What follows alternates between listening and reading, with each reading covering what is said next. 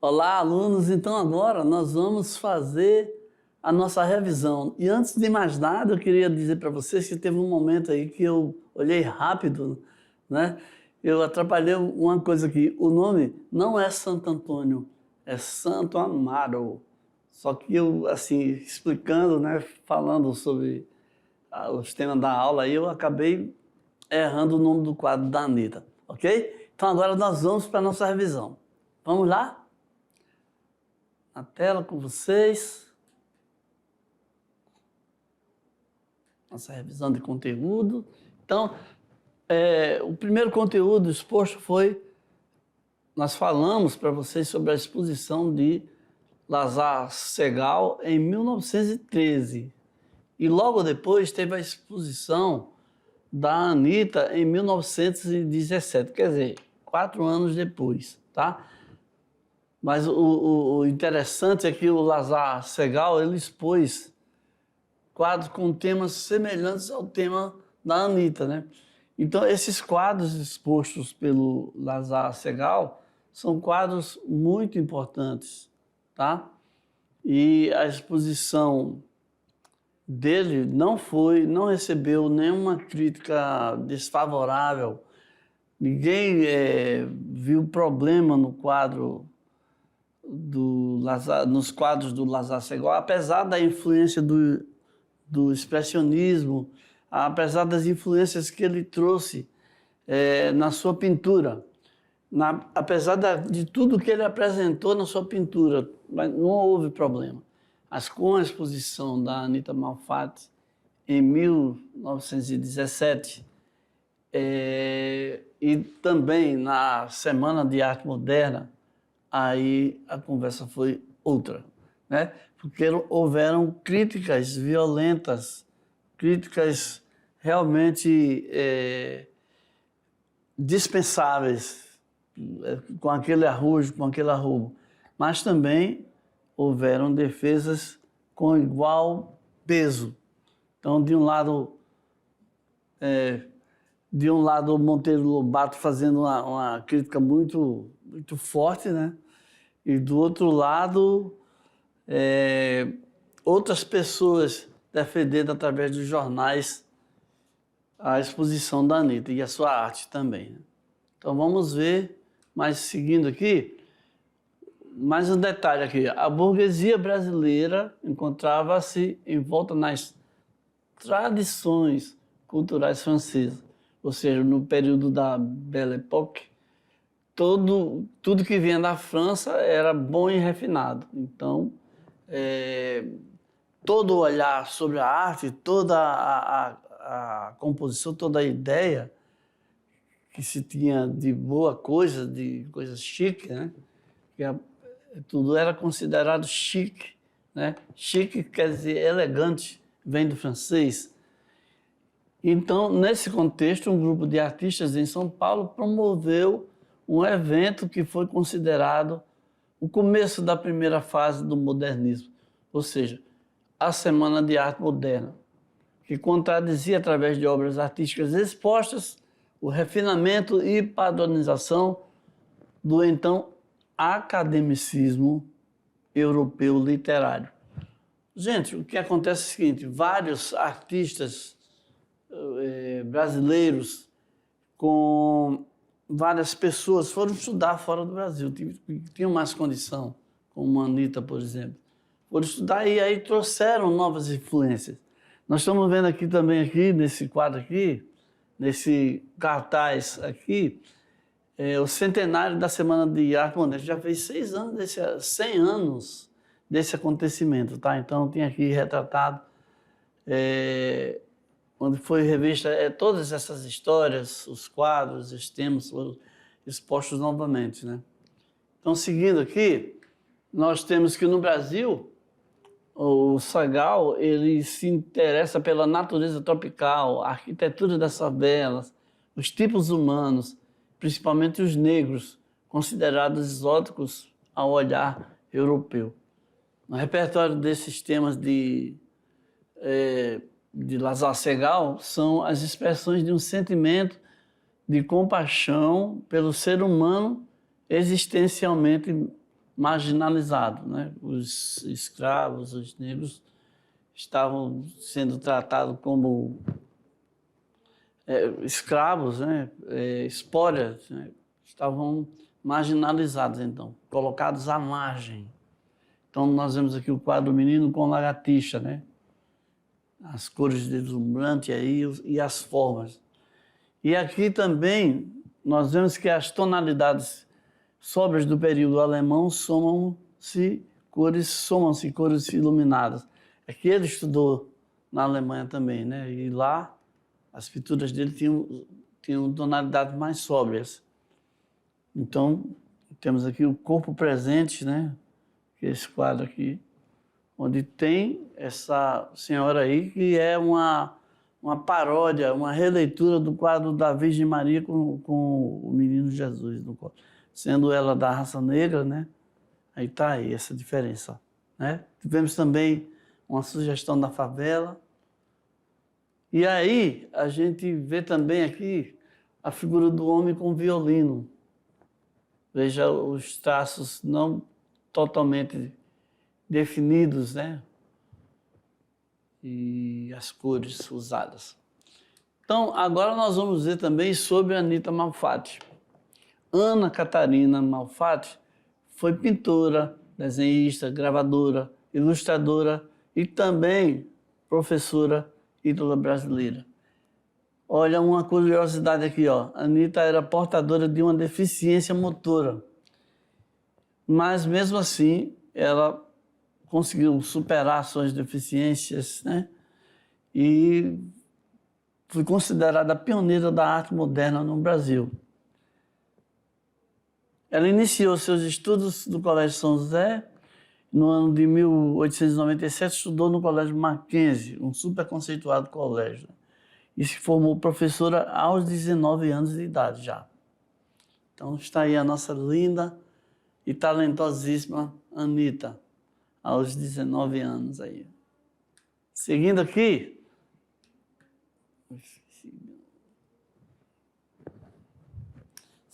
seguindo aqui, nós vamos para a nossa atividade de sala, né? Onde nós vamos agora testar os nossos conhecimentos. O que foi que realmente ficou da nossa aula aí, ok?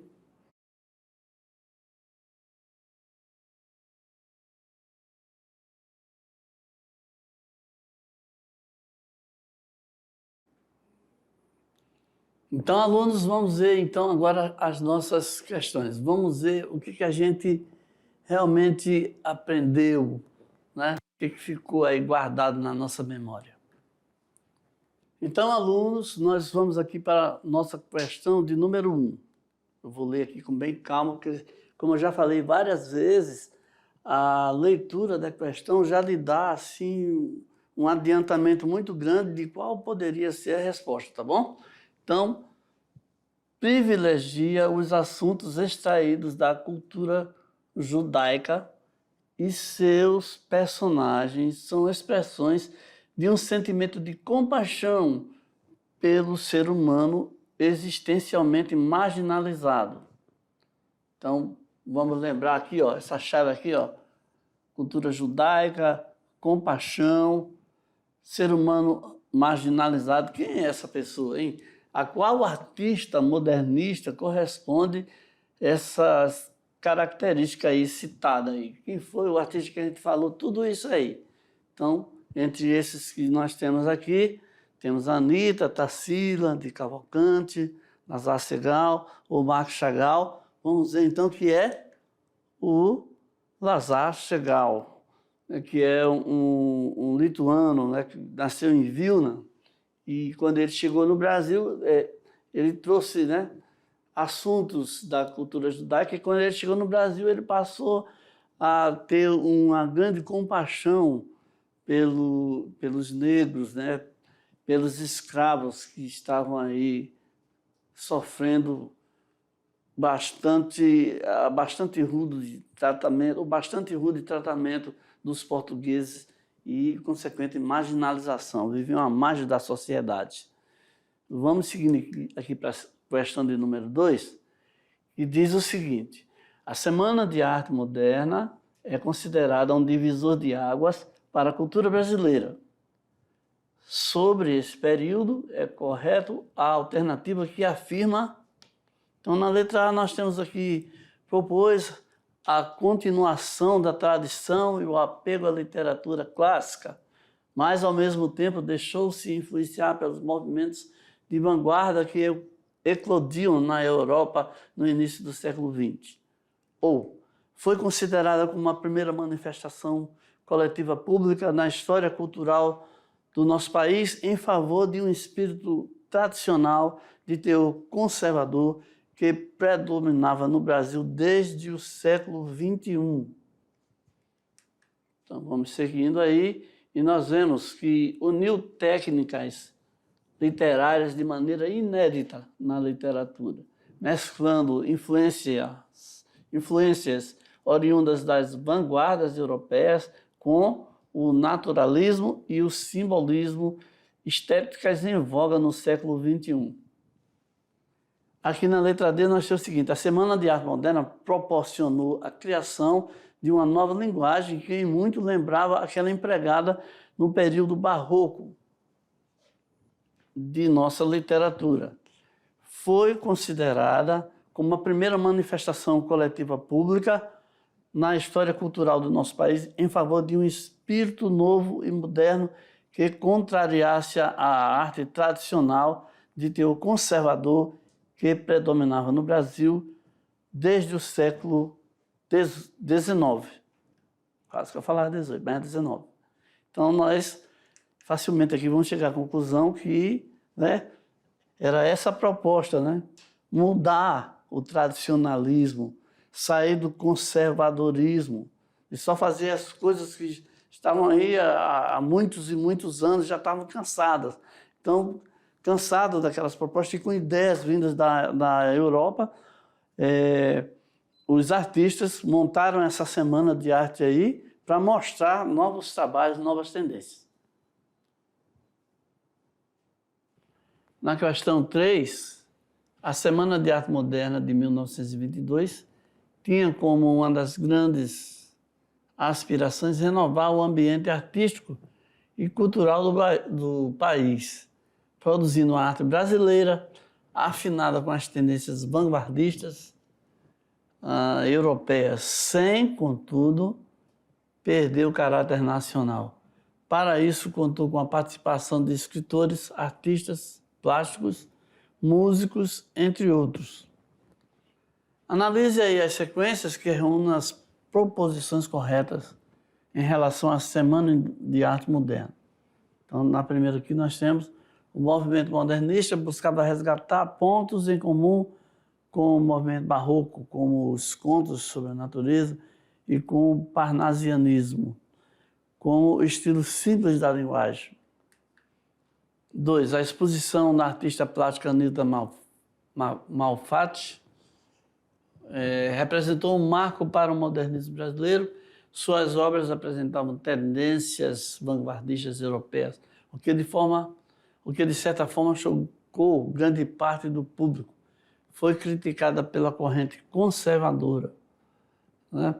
Mas despertou os jovens para a renovação da arte brasileira. O escritor Graça Aranha foi quem abriu o evento com sua conferência inaugural, A Emoção Estética na Arte Moderna.